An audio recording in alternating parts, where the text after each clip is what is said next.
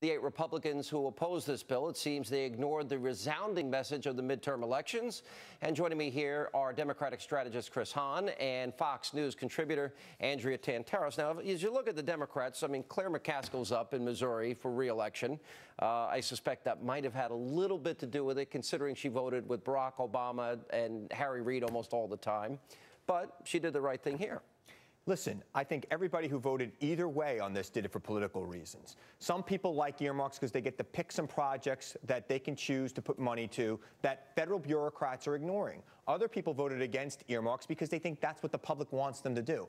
I honestly think that it's a congressman's responsibility to find things that the federal bureaucracy is ignoring and put money into it if it's needed, if it's a good project. Now, there are some bad ones, obviously. Here's the problem, Andrea. The system has gotten corrupt.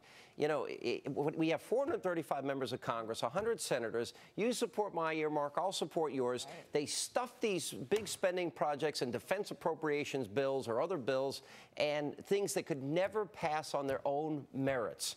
If the bill is good enough for a state, it ought to stand the test of being voted up or down. That's absolutely right. And look, today's move was good. It was very important, very symbolically important that they do this. And I'm glad the Democrats came together. But at the end of the day, when they're talking about people who oppose this, who say it's going to cede more power to the federal government because Obama's going to be able to give federal grants, we need to look at the federal grant program, too. At least with earmarks, you can see where the money's going.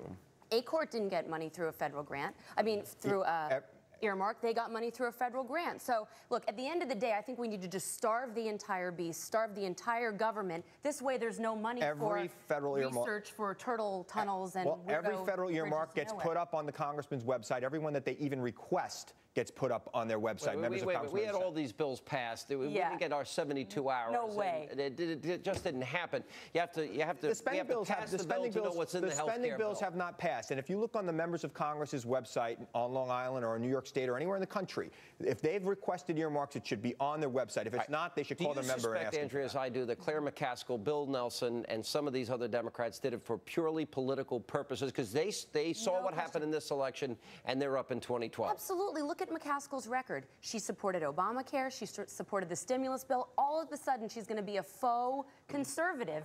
It's really just political. There's been a lot of debate about earmarks over the years on both sides. There have been Democrats who, Russ Feingold, who voted for the ban today in his waning days in the Senate. There have been people in the Democratic Party who've been against it. I believe that congressmen and members of the Senate, if they find a good program in their district, they should be able to support it. If a bridge falls down in New York, a New York member of Congress should be able to find appropriation dollars to fix that bridge. And that's what a lot of appropriations go to road projects, highway projects. Look at the story that CNS News had out today. I mean, the Smithsonian Institution, which has 65% of their funding, they have nearly a $700 million a year budget.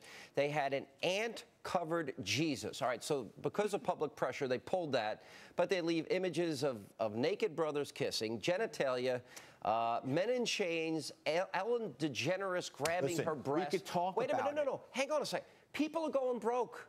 People can't get jobs. Real unemployment, 17%. Underemployed. Those that have given up looking for work. Why are we spending millions of dollars on that type of garbage? Well, listen, I'm sure there are isolated examples of earmarks that we would all rather not see. But at the end of the day, it's 0.3% of federal spending. You support that? I don't support that kind of art. But you know what? I'm not a judge of art either. It's not something that I should be judging. I don't think Why do we spend any money on art? Why? Because art is important to society. All right, I'm an artist. Here, I just drew a sketch there. I want $100 million. I'm going to sell that outside right now. Art is important.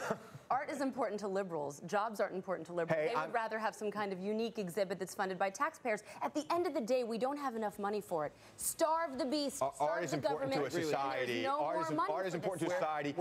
You're missing the point. We're going bankrupt. Our kids don't have any money. We're stealing from them. It's 0.3% of federal spending, and if we don't earmark it, it'll go back into the bureaucracy, and only bureaucrats will get to decide where that money gets spent. This is how liberals talk. 0.3%. Oh, 0.3%. Do you know how much that is? We need to have a grown-up conversation about where to cut in the budget. This 0.3% is a red herring argument. We need to have a real conversation about the entirety of the budget. We should deal with entitlements and bigger issues. All of it. But you know what? This is important. You got to start somewhere. If the American family has to cut their budget, government should cut their big fat budget. After 9/11, the New York Congressional congressional delegation, Republicans and Democrats alike, went to Washington, brought back $20 billion in an earmark. Supporter. Only a liberal would say $16 billion. Yeah, what's 60? Yeah, what's 16 billion?